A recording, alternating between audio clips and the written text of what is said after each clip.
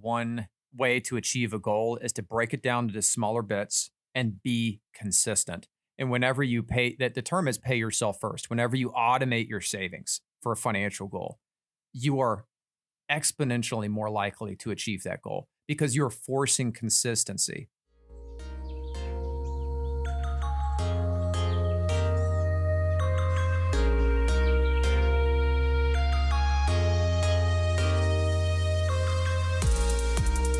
It's the last day of 2024. I can't believe it's over.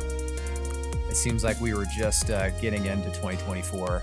Everybody told me when I was younger about how the years get faster and faster. Mm-hmm. When you're like 5, for my kids, 1 year is like a 25-30% of their lives. Yep. And for us, it's now like, just a fraction of that. Yeah. So. Time accelerates the older you get. I've heard that. And it definitely feels that way. But I wonder how much of that is because you're just busier. You're constantly distracted by going here, going there, doing this and doing that. The amount of things that I have on my to-do list today is exponentially greater than when I was a kid. I mean, when I was a kid, can you remember actually being bored? I remember the feeling of being bored, like not having anything to do. Yeah. And it was torture. And I can't remember the last time I was actually bored. Had nothing to do. Yeah. Even if you are bored, it's because you're just trying to put your head in the sand about the stuff that probably you have to do anyway. Yeah. There's probably something to be said for that because, when you go in for a day of work and you have a lot of stuff to do, mm-hmm. but the day just seems to fly by. Oh, yeah. Every time. As opposed to if you don't have anything on, going on, it's on one hand, it's like, oh, this is nice because I don't have just a ton of work. Mm-hmm. On the other hand, just time just seems to drag. Yeah. And it also drags on the treadmill. Never look at the clock on the treadmill. I swear the seconds are longer. When I do like warm-ups for my workout, I always start with cardio. And at the end of that cardio, because I do it pretty hard. And at the end of the cardio, I swear those seconds last longer. I'm like, this clock is wrong. There's no way that was a second. That was at least 3 seconds. My key when I'm working out is mm-hmm. to try to distract myself with something that's not working out. Mm-hmm. And it seems like once you can get your mind on something else, 5 minutes goes by so quick, as opposed to if you're paying attention to the clock on the treadmill. Well, here we are. The 2024 is done. Today's the last day. So we thought a good topic for today's discussion would be the annual topic that everybody talks about in the new year, and that's goal setting. New Year's resolutions, that sort of thing. Do you know what percentage of people actually keep their New Year's resolution? Oh, I would imagine it's pretty small. It is. I think I looked it up last year. It was something to the order of like 6%. 6% of people that make a New Year's resolution actually stick with it throughout. So do you think that means, I guess the big question is, mm-hmm. does that mean it's useless to make a resolution? I don't think so, but it does tell us something about goal setting. Most people do it wrong. And why is that? Actually, first of all, let's take a step back. What percentage of the population actually do you think sets a New Year's resolution? Do you think it's the majority or less than the majority? It's hard to say because I think so much of our experience comes from kind of our perceived bubble. But mm-hmm. I would think that what I think it is probably higher than it actually is. But I don't know. So my thought is that most people, they'll have a goal for themselves, but they won't broadcast it, because they have very low confidence in their ability to actually maintain that goal. So they don't want the exposure of failure to be broadcasted through their friend group and their family. So they'll like internalize the goal and they won't tell anybody, which I think is a mistake, by the way. But the majority of people I talk to do not disclose to me New Year's resolutions. Like my wife has not told me. She hasn't told me there's a 2024. Have you specifically asked? No, I haven't. But I bet you she has something in mind. Because before we had this show, mm-hmm. you kind of asked me, what goals do you have? And mm-hmm. My initial thought is, well, there's not a specific stated goal. So there's, nothing that immediately pops into mind. But as we talked it through, we realized we have actually a lot of goals. Like for this podcast, mm-hmm. we want to get video. Yeah. in 2025. So I guess back to your point, here we are, vocalizing it, making sure that we could be held accountable for risk of failure. Yeah. Right. Yeah. And certainly we have business growth goals and then personal goals for our family, but there's the initial reaction is that, no, I guess I haven't laid out explicit goals. Yeah. So why do you think most people do not set goals? I have a confession before you answer that question. I actually, up until recently, and even still to this day, I kind of hate goals. I really don't like goals. I never set goals. I didn't like it seemed like a waste of energy. At least that's what I told myself. I thought to myself, well, why don't I just do the best I can every day? Like, why do I need to measure myself up against some sort of subjective number? Because then you're just potentially subjecting yourself to unnecessary failure. And I hate failure. I'm allergic to it. I cannot stand failing at something. It just like eats away at me. So I just instinctively I'm repulsed by goals because I don't like the notion of failure. And I think goals need to be they can't be too easy, because if they're too easy and you're going to achieve them, then it's just a complete waste of time, because you're setting the hurdles too low, and it's something you would have done passively anyway.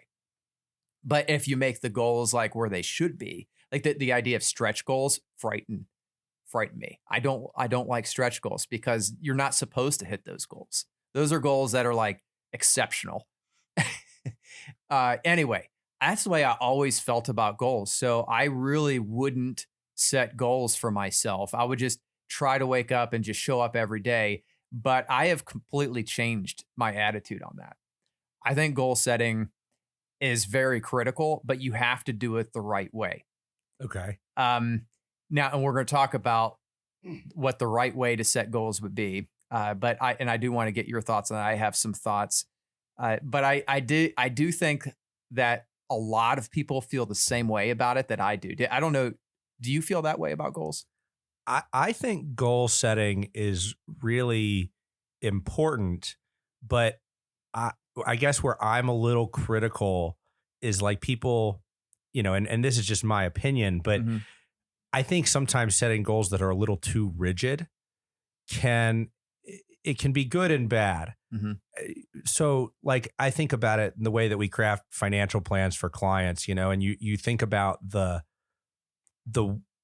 value of running a financial plan. I think there's a quote that I've used before. It's from Eisenhower, and I think he was talking about war, and he said something like, I find the plan to be useless, but the act of planning to be invaluable. Yeah.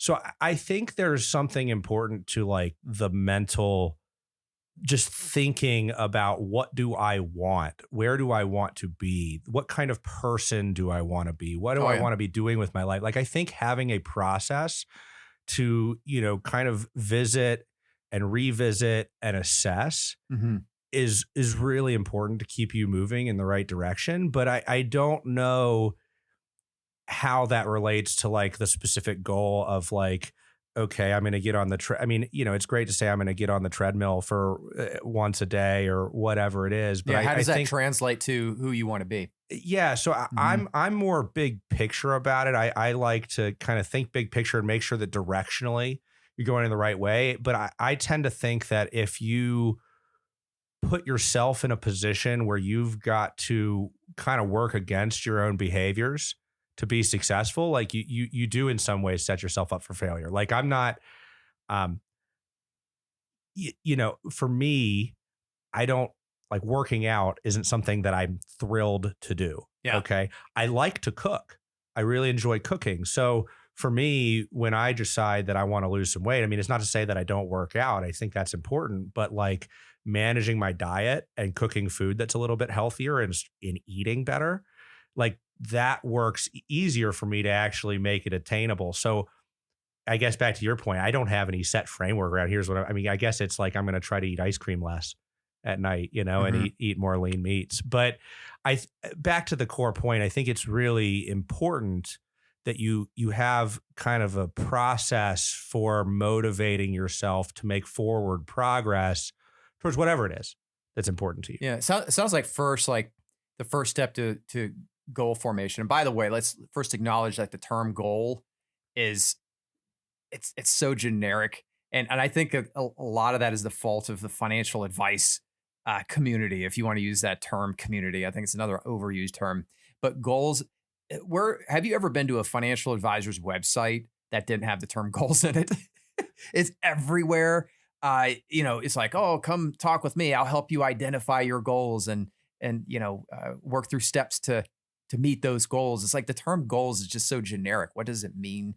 And I think what you're getting at, and this is also true from some some research, is that the first step towards forming a goal is to know who you are and to identify that person you want to be. So and that can be finance related, it can be health related, it can be like family oriented, like relationship related. So first thing you have to do is identify who you want to be, and that is very difficult to do. I think that is one major reason why most people do not set goals, is because they don't know who they want to be. I think about that myself, like who do I want to be, and you also have to identify a timeline too. What's that acronym we talked about? SMART Smart. goals. Yeah, what is that? Look that up real quick. Yeah. I So know. SMART goals are SMART stands for specific, Mhm, measurable, mhm. achievable, relevant, and time bound. Yeah. So kind of to your point, I mean, now I'll push back on you a little bit. Mhm, I think that in some ways building up, like, you need to know who you want to be to set a mhm. goal. I mean, that sounds good, but like, you've also got to figure out who you want to be. Yeah, And exactly. and like, you aren't going to be able to do that if you don't let yourself kind of go figure it out. So I think getting started and like trying to kind of pick a direction and start to, you know, visualize. I think visualization is really important. Kind of visualize, where does that go out in time, and what building blocks are you doing today to kind of build a foundation for that. You know, something is better than nothing. If you sit there and you're just worried Yeah, about, exactly. And the problem with most people today is when they think about who they want to be, they're comparing themselves to a lot of these online influencers, these larger than life people. By the way, that they don't broadcast all the bad parts of their life. It's all good. So I think people, when they think, oh, who do I want to be? They're like, well, I want to be some, larger than life money manager, or maybe some like fitness influencer. I think we really need to, when we say figure out who you want to be, you need to think about it in terms of smaller incremental steps. For example, the one goal that I have this year, I ate a lot in 2024. I'll admit it. I was doing really good up until our vacation, our summer vacation, that I just completely went off the rails. And I've gained probably 10, 12 pounds, maybe 13. I'm not going to admit the true number actually. So, but it's too much. I've identified my goal for 2024, or 2025, one of my personal goals is I want to be a healthier person. And I don't want to be that person temporarily, because I have a habit of going on the roller coaster fitness ride, which is I'm like hey, you fight healthy. yourself back to fighting your nature. Yeah. So I want to stop that. I want to be very consistent. And by the way, I have my wife to thank for this inspiration, because she is just as consistent as the day is long. She is unbelievable. She doesn't work out every day, but she does it pretty often. And her diet is just on point. She never gives in. And she's been that way for like years. And that is where I need to be. That's where I need to work on. Like, actually working out consistently isn't really my problem. The problem is diet for me. I am too easily tempted by, cakes and donuts and really just refined carbohydrates. That's just my weakness. But my goal, like who I want to be as a person, is consistently healthy. And I'm not saying I want to be like CrossFit, gym, like the guy that's just able to crush it in every CrossFit competition. In fact, that's unattainable for me. I'm acknowledging that. But I just want to be a healthy person. So I've brought down that like who I want to be. It's not something super sophisticated. It's not something like unattainable. It's like I just want to be consistent. I want to be that person who is consistently healthy. So what do you do to bring this back to Mhm. personal finance a little bit? Yeah. I'd say one of the most foundational habits Mhm. you can build as somebody looking to build or maintain wealth is a process for like saving. I don't want to use the bad word budgeting, Mhm. but like my example would be when I was younger. um, I I had a job valeting in college. So I was parking cars and I was making tip money. And I would basically take all the money that I made. And my thought was if I essentially took the money and shoved it aside in this account I didn't look at where I Mhm. invested my money, then I would feel like I had no money. I would essentially feel broke in my checking account. And so that would motivate me to go make more money and then do it again. And when I got out of college and I started working at Fidelity, one of my close friends, who also financial advisor, and um, he looked at me and said, "Get out of your ego. You think you're smarter than you are. You need to automate your savings." Mhm. So I went into my paycheck and I created a system for regular savings deposits out of my paycheck, and a system so that I could manage, knowing what was getting spent out of my checking account. And I think that's really important because, like, back to the point I'm trying to make is you've got to work with yourself. And the amount of times that I see like clients that maybe they spend too much money and their solution, quote unquote, is to like spend more time budgeting. Mhm. Like, is that really the right way to handle things? Are there smarter, more effective ways? And as planners, I think we've all seen this with people, is that humans, people, myself included, we tend to think that we are maybe smarter than we really are. Like we tend to overestimate our competence. And it's like, if you can just take yourself out of the equation and automate some of these things, sometimes Yeah.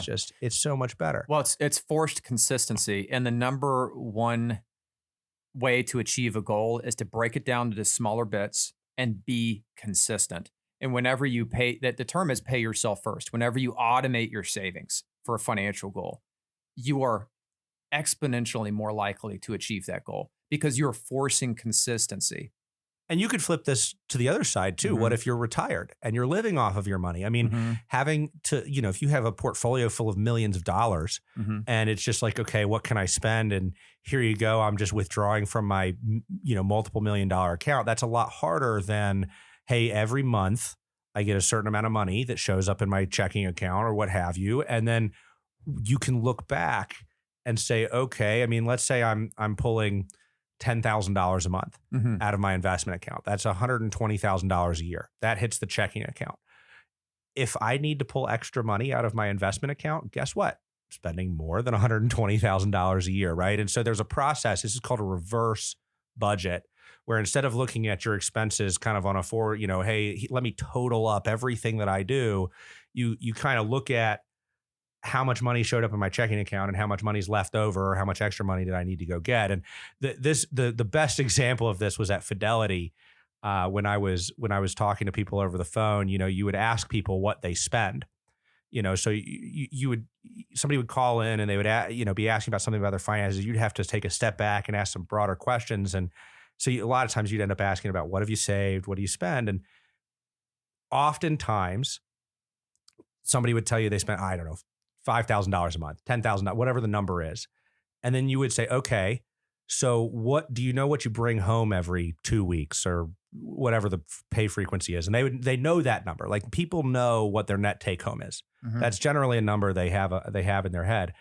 And then you'd ask, you say, let's say they say it's $5,000 every 2 weeks. So it's $10,000 a month. And if they say they spend $5,000 a month, they say they spend $60,000 a year, Mhm. and they're telling you they got $120,000 a year coming into their checking account, $10,000 a month. So then the next question is, well, where's the other 60? And inevitably, a lot of times the answer would be like, what do you mean?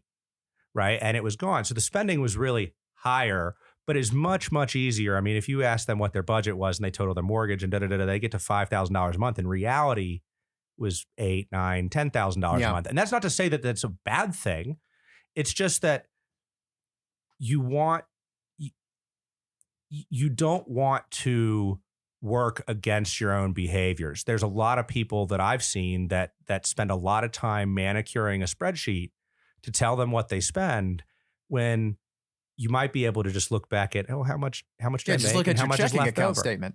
Right. Yeah. That's what I tell everybody to look at. Look, when it comes to budgeting, budgeting is really a big component of financial plan goal setting, because it tells you what your lifestyle is and how much money is left over at the end of every month or end of every year, or however you do your budgeting.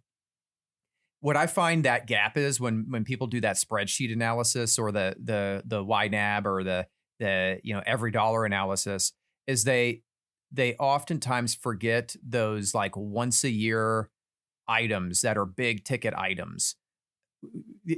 I don't know if you want to tell people the story, the garage door story, but you had a recent experience with this, and your garage door, which you're not accustomed, you just moved, you're not accustomed to having a garage door. So an accident occurred. Well, And in you were all fairness, surprised. I haven't had a garage Yeah. since college. Yeah. We just recently moved, and the old house did not have a garage, Mm-hmm. and the new house has a garage. And in my defense, I was moving fast to get to a lunch that I was running late for. And That's a defense, huh? well, I was putting the garage up. Yeah. And when I went to back out, I looked, and there was blue skies and the driveway behind me. And had the garage been about 2 inches higher, it would have been saved. Mm-hmm. Anyway, this is probably off topic. What were you saying? Well, I was just saying that people get surprised by these once in a year, once in a blue moon, big ticket expenses.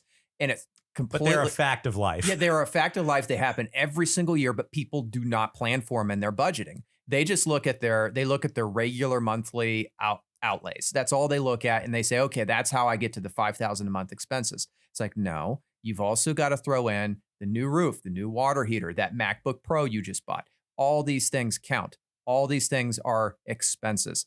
Anyway, They might be discretionary expenses, Correct. which is relevant. But so people under-report their discretionary expenses. So we digress. We went off on a tangent, but that's okay because it's germane to the topic. I think it's relevant because, back to the point I'm trying to make, you're talking about fitness goals and how do you become more healthy. If you want to make that a long-term thing in your life, you can't kind of fight your inherent personality and your inherent biases. I think it's really important to recognize the person you are, and instead of trying to be somebody you're not, kind of work within that framework.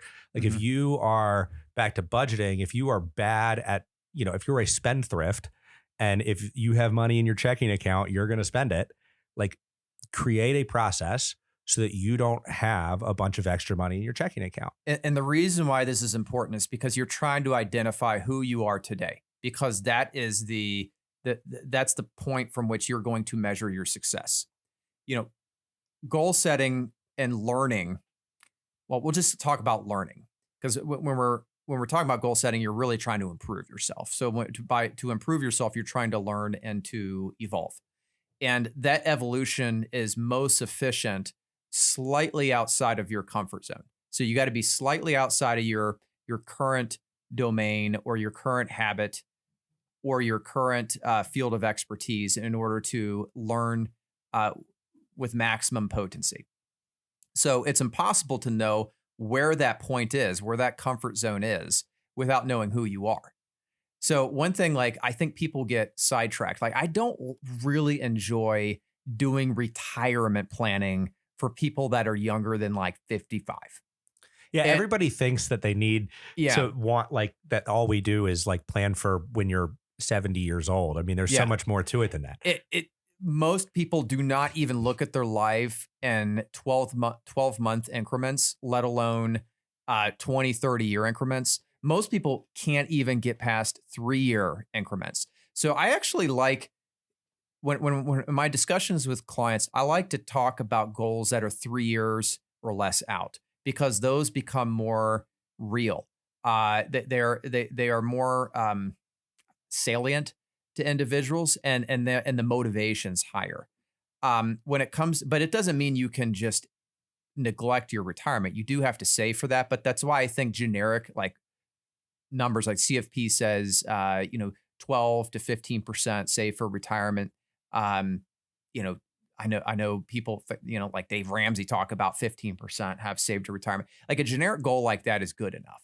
I really think the younger you are, you just need to have some sort of generic savings, but you really don't need to overthink it. You don't need to think, oh, okay, I got to do this complicated financial plan and be very purposeful about it. You just need to be consistent in your savings, and have a certain percentage of your compensation stored away every year. And it's super easy to do that with like a 401k or a 403b plan. But anyway, I think people get discouraged by these like large goals, like fund your retirement. I mean, we're talking millions and millions of dollars that you have to put away for this very large goal, or even like college planning. I like to make the goals uh, very incremental. So instead of saying fund your retirement, maybe say, I just want to maximize my Roth contribution for 2025. Like, really what it needs to be, and it maybe not be maximized. You just need to do something that you didn't do last year. So if your contribution to retirement last year was $0, your 2025 goal shouldn't be to fully fund your retirement or fully fund your financial objective. It should be to save $1,000 or something So very then what do you manageable. think about so the next iteration of that, Mhm. it kind of like your example is like somebody Mhm. early on in their career just trying to get started. So Yeah. what about once you've become a little bit more established Mhm, mhm, and now you have the ability to start thinking about some longer term goals, mhm, right? Like the mhm. one that we hear a lot of is second homes, Yeah. want to buy a car. Maybe it's not 3 years from now. Maybe I have young kids and I don't have any business having a beach house right now because it's Mhm. 12 hours away from Ohio. But maybe you want to think about a second home when you retire, right? Like, so how do you start thinking Well, about that that? suggestion scales. I mean, if you're again, I was speaking to the those that are just starting out. They tend to have the most difficulty with budgeting. But once you scale up, let's say now you have net worth in the millions. There's obviously a next step. There's always an evolution that needs to occur. And you're wherever you are in your journey, it's going to be different. So I'm just going to throw out a hypothetical example. A lot of people actually have not done their estate planning. A lot of millionaires have not done estate planning. So if you have not done your estate plan, then your 2025 goal should be to do an estate plan. You know, It's and not as hard as you and think. it starts incrementally. You think, well, how do you incrementalize an estate plan? Okay, step one, call an estate attorney. Well, I even think it's Step two, simpler than schedule an that. appointment. I even think it's simpler than that. Mhm. And not to get down an estate planning rabbit hole, Mhm. but for anybody that might be thinking that's me, the one of the most common misconceptions in finance is that a will Mhm. helps you avoid probate. A will doesn't avoid probate at all. Mhm. Will's just what gets read in probate, what guides probate as to what's going to happen with your assets. Yep. What supersedes a will is how the account is titled. So if there's a joint name or something like that with rights of survivorship, that other owner has kind of legacy rights, or just simply having a beneficiary designation. I mean, so much estate planning headache could be avoided by just people checking their beneficiaries, Mhm. you know. So if you're looking for even simpler steps than call an attorney and get an appointment set up, just log into your bank account, your 401k account, your investment account, whatever accounts you have, and just go see, do I have a beneficiary set? And if so, who is it? Mhm. Right? You do the same, like a lot of times houses have transfer on death designations. Titling on houses can be done jointly. Yes, you can put things in trusts. You can have a trust as beneficiary, but on a very base level, that's kind of extra, just in its simplest form. You just need your account, your assets titled properly and with the right beneficiaries. That's a great first step. Yeah. But the point I was trying to make by kind of asking is that I go back to this idea of the plan. I find the plan to be useless, but the act of planning to be invaluable. There's so many times where we run financial plans and where there are goals that are further out, or you ask somebody, and I agree with your comment, goals is so overused, and I've probably done a bad job of underusing it. We're I'm allergic to the term at this point. well, yeah, here we are having a podcast where we call it about goals. Yeah, but yeah. like, what do you want? I mean, I think the better question is, what do you want your money to be used for? Like, what do you want to spend your money on? And one of the invaluable things to me, and that I've seen working with clients about building a financial plan, is that it gives them really a framework to be able to picture. And again, back to my point earlier about being able to visualize. Visualization is so important to get a sense for, like, where am I directionally heading? Am I driving myself off of a cliff financially, or are we just, in a pinch point because we've got kids and inflation's happened and, our budget's gotten tight, right? And being able to have a process to assess that, like, how do you expect somebody to articulate the goal of, I want to buy a second home, or I want, all these extra things if somebody doesn't already have some sense of, do I have enough? So I think there's a really important element of, like, financial modeling that just helps people measure, like, do I have enough? If so, then they start asking deeper questions about, like, if I have enough, well, what do I really want from my money? Right. And so I have seen people, I've seen a close friend who's getting his pilot license. And that was not something that was kind of planned for this early on, but through running financial models and plans, the decision was made that, well, we're still fine, right? We can afford the pilot's license. So I there are sometimes articulating your goals is kind of sparked from the process of being able to visualize, where you're headed and defining what you really want. Let's personalize this a little bit. Give me an example of a goal that you set for yourself and you hit it, and you wouldn't have achieved that goal had you not set it.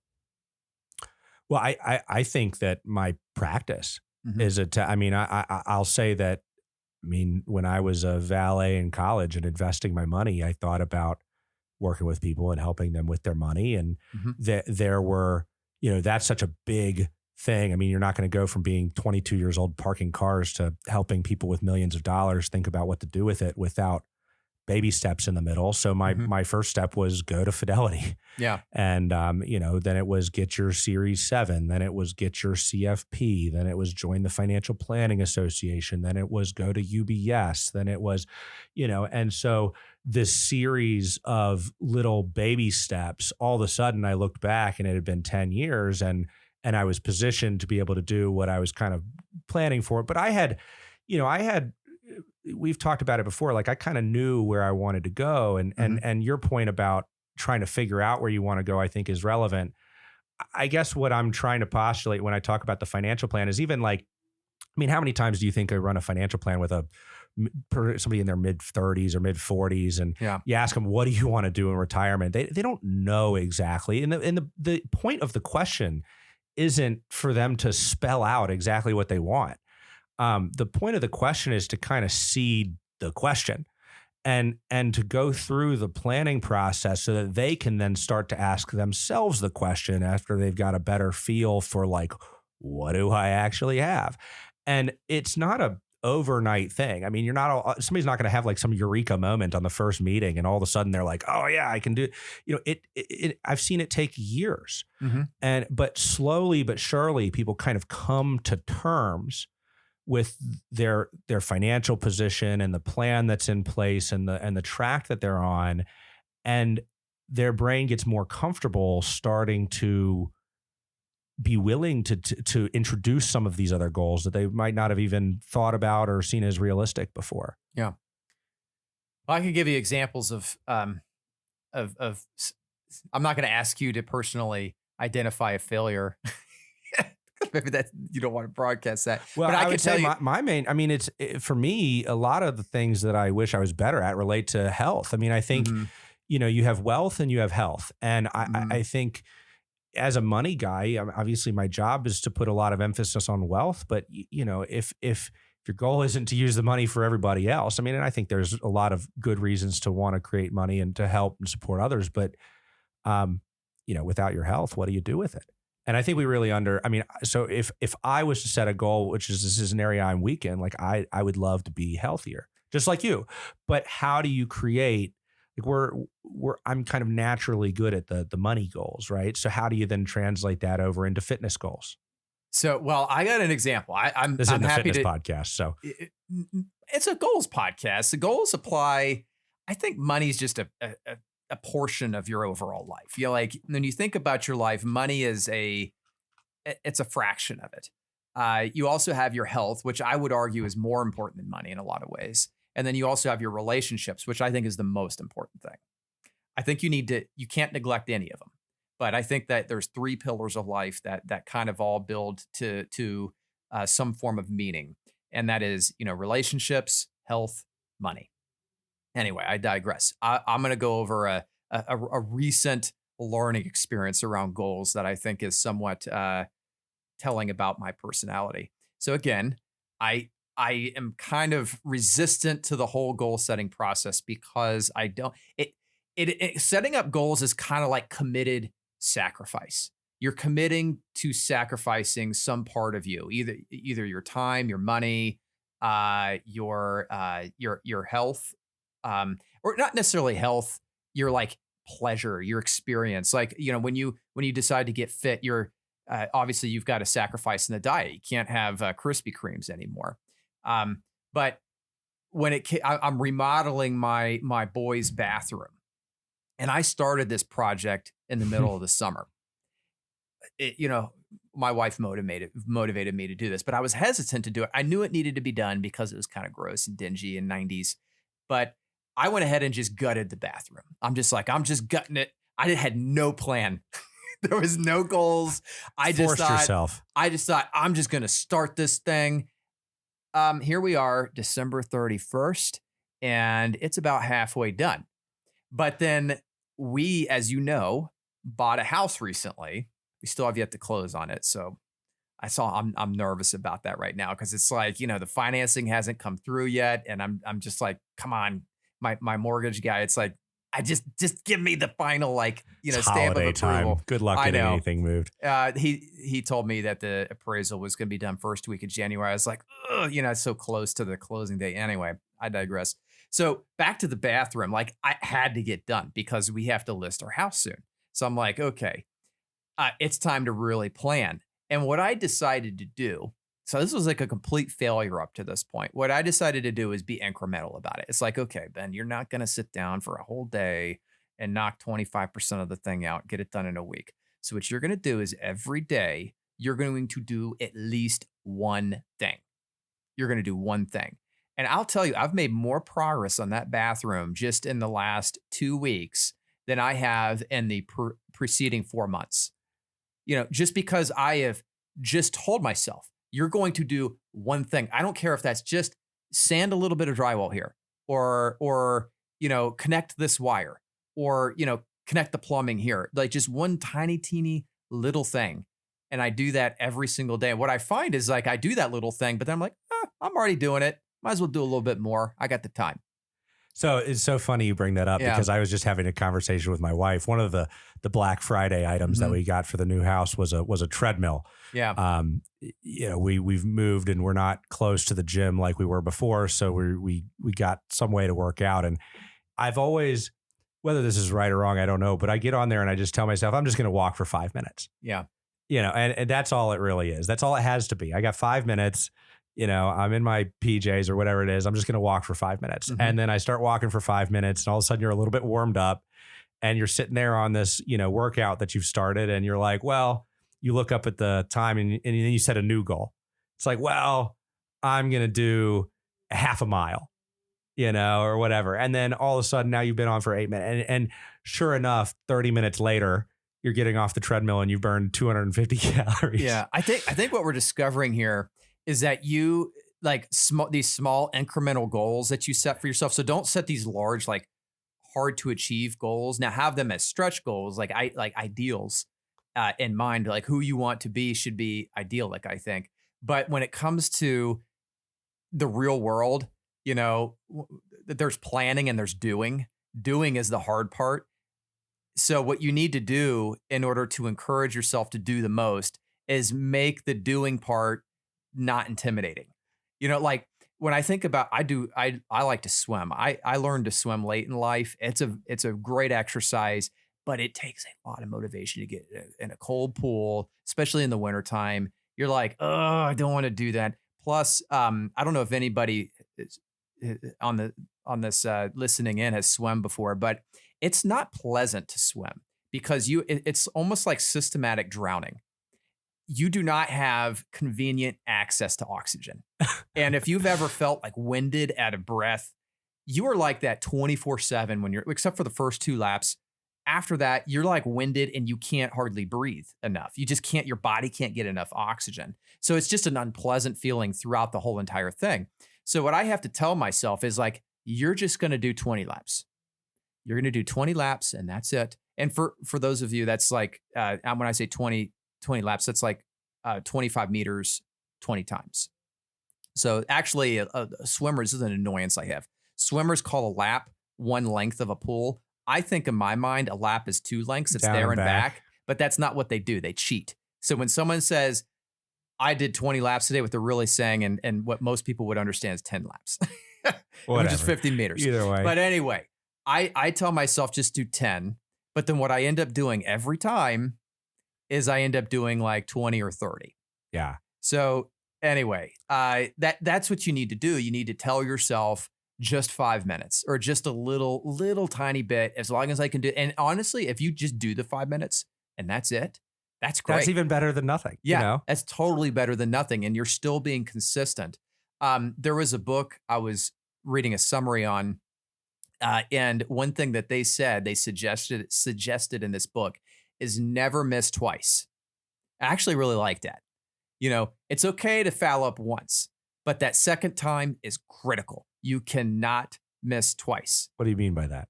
So like if you miss a day of working out, then you better work. You don't have to make up for that day. Just don't make sure that the next day is very critical. And like when it comes to finance, let's say you miss, you're supposed to call that estate attorney or call that realtor to look for that second home this month. Just make sure you get it done next month. Like it's okay to miss Well, it's just so easy to put things off. It is, and that's a control mechanism for procrastination. That's what that is. Well, and back to how do you smart goals, and I think you and I both we have some places. Did we that ever we finish that acronym? I think it's specific, measurable. So so like to my point, I don't fully agree with SMART goals. Like I think specific, I kind of think that goals can be general. Yeah, right? I don't think they have to be specific. I think that measurable. I mean, I not think every goal can be measurable. Well, and I don't know that that's true. Measurable, I have a hard time with. I think that it's good that it can be measurable and you can see some incremental progress. And, I think showing yourself that you are making progress is motivating. Achievable. I don't want to say that you should have non-achievable goals, but I think this is kind of back to something is better than nothing. If you set goals that are hard to achieve, and you don't do them, what was the point of setting the goal? Relevant, relevant to what? Relevant to what? I guess that's more about identifying what are you trying to do. And the point I was making is time bound, which is deadlines are important. Procrastination, it's like human nature to wait until the last second to get something done. But if you don't have a deadline, like when is the last second? And so it's just so easy to just keep kicking the can. I think back to the new year, my cynicism is like you shouldn't only set goals in the new year, right? Like a goal setting is an ongoing process. I agree with that. But what's so nice about the new year is you do have this really marked, kind of straightforward marked time element to it. You can say in 2025, I want to blank. Yeah, there's a demarcation that's easy to identify. That's easy to identify. And so, if it gets to December and you haven't done it, all of a sudden, maybe if you are a procrastinator, but you've had a deadline, you'll do it. So, and maybe there's something to be said for that, is like making smaller deadlines and more achievable deadlines. I mean, I back to your story about redoing the bathroom, and maybe you have a deadline every day for getting one thing done. So, thinking outside of the box in terms of not having to have some very well measured, laid out goal, but also have some things in the way that you're setting the goal that make it productive for you. Yeah. So we've covered a lot of ground, but I want to make sure that we kind of stay on point here, and whoever's listening can walk away with some actionable suggestions. So the first thing about goals is like, don't be afraid of them. Yeah, that they're super useful. They improve who you are, and they get you to where you want to be. So don't be afraid of setting goals. Know who you are. So, be honest with yourself, so you know what your starting position looks like. Because what you don't want to do is imagine yourself as this, grander person than you actually are, or even don't discount yourself too much too. So it can go the other way. But you want to know who you are, be very honest with yourself, and work with that person. Yeah, don't try to change that so much. And then you base your goals off of modest improvements off of that starting point. And then those goals, like, I don't necessarily, and I agree with you, I don't think the SMART acronym is great. I don't even remember the acronym most of the time. For a while there, I thought the S stood for sexy, make your goals sexy. But that is, I think that complicates things. I think keep the goals simple, keep them simple and easy to recall. Because if you can't recall your goal, then you're not going to be able to do what needs to be done to achieve that goal. So make it make the goals, or not even the goal simple. Make the goal can be as complicated as you want. Just make the steps, make the incremental improvements towards that goal simple to understand and execute. And then what else? What else were we talking about? And I think come up with a process. We talked about measure and how you measure. The best way for me to relate this is through the lens of what we do on a daily basis, which is financial planning. When we meet with clients and we rerun financial plans that we've been running for the last, for years, it's not like we don't have a financial plan on file already. It's not like we haven't run the financial plan, but just the act of revisiting it and going through it and seeing it again, it just kind of, it continues to, it gives you a process to continue to revisit thinking about and setting goals, and it reinforces habits. It's kind of it's kind of dreaming a little bit, right? You're starting to frame up what is it that you actually want and what is it that you can achieve, and where do you fall? And I think that having a process, not only do you identify, not only do you kind of start, but then you have a process for revisiting. Well, one thing I'm going to advocate for what we do, because I'm on FinTwit a lot, and I literally read a recent post that said, if you're not putting all your money in this, I'm not going to even name the investment. It was actually, you would be insane to do it. The suggestion was borderline like ignorant. It was not good financial advice. Yeah, it was not good financial advice. But the comments in there, this person had like crazy amount of views, and like people were like, yeah, you're right. He says, if you're not investing all your money in this particular investment and firing your financial advisor, you're an idiot, essentially, is what he said. And it's like, you're just missing the point. Like, I could understand if you said, if you're not firing like your asset manager, maybe I can get it then. Because, a financial advisor is not necessarily the person that is picking out all your stocks for you. That is technically an asset manager. I have tons of clients that actually, we don't manage any of their money. We just do financial planning for them. So anyway, a financial advisor is going to help you create. They're going to work with you to create your financial goals. I know I hate that term. Just it feels like nails on a chalkboard to me, but it's true. Like, we help people identify what they want to accomplish with their money, but more importantly, just like deadlines, we put them on a service calendar. So we're going to set these incremental goals, and we're going to meet with you some of my clients meet every 3 months, some every 6 months, some every year. It just depends on what you're trying to accomplish. But I am going to call you. A lot of times we'll schedule that meeting in our existing meetings. So it's like it's on the calendar. It's coming. So if you haven't done a certain thing that you're supposed to do based on the agenda from our previous meeting, then you're going to pick up the pace. So it forces accountability on you and your household. But I'll give the other side of that. Again, advocating for what we do. I mean, I've got so many situations where the act of planning has helped people come up with things that they want to do with their money that they wouldn't have otherwise thought about. And that is one of my favorite things about what we get to do. I mean, yeah, there's greatness about holding people accountable towards things like getting the estate plan done. Well, that was the first part of what I said. I said we work with clients to help them figure out what they want to do with their money. Yeah, and I think but I just think that is just such a heavily discounted thing. I mean, how many things in your life do you sacrifice or do you not do or do you not spend money on because of kind of this fear in the background of needing it?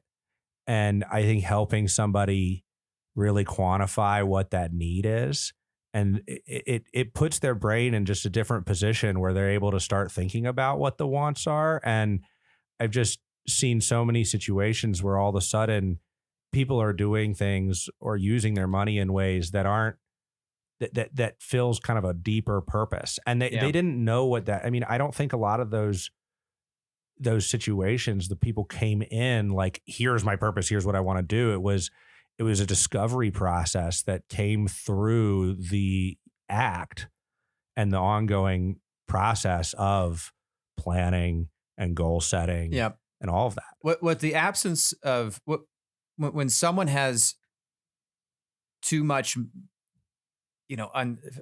fear of uncertainty, what that tells me is that they are, for one reason or another, they just haven't sat down and thought about what goals they want. What do they want to do? Because that is a goal setting goals is a goal in and of itself. So if you haven't set goals, maybe your goal should be to set goals or just a simple goal, because that is work. It is difficult to isolate time in your busy schedule. We all know Squid Game Season 2 came out. My wife and I finished that yesterday, by the way. A very disappointing, like, cliffhanger ending. Like, come on, you guys couldn't just finish it. You knew that was going to happen. Yeah, it didn't happen the last season anyway. So, if you're this person who has this like nebulous kind of asset allocation, you got maybe you think you have too much in cash, but probably you do, and there's really no like plan for your capital. Then that tells me that you really haven't sat time to scheduled time to really identify what you want to do with your money. Because every dollar in your portfolio, every dollar you earn should be assigned a job.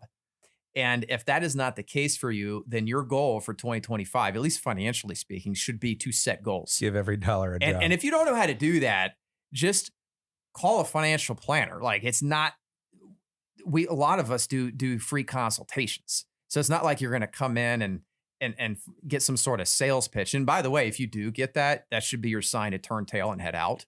Like, don't even finish the meeting. If you're getting someone giving you if I give a financial recommendation to you without a full understanding of who you are, then I'm doing a bad job. So I'm not saying every financial planner is going to be good, but don't let that scare you away from doing the important work, and that is setting goals for yourself. Well, and I'll kind of wrap this up. So we are, for all of you guys listening, it's been, we started this podcast this year. And so we really appreciate you listening. We hope that you found some value in some of the banter that we have had. We certainly enjoy bantering.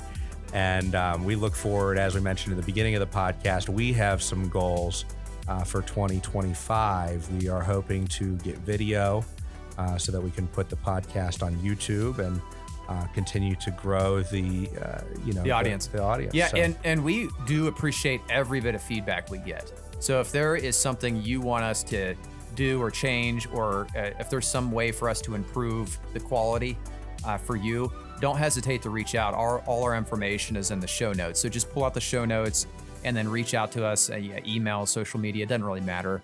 And just tell us what we can do to improve. Right now, our plan is for 2025 is just to improve the quality of the audio, add a video experience, and we probably eventually down the road want to make this a little bit more interactive where we can do case studies. That'd be a lot of fun. But we really look forward to 2025 with you all. Thank you for listening.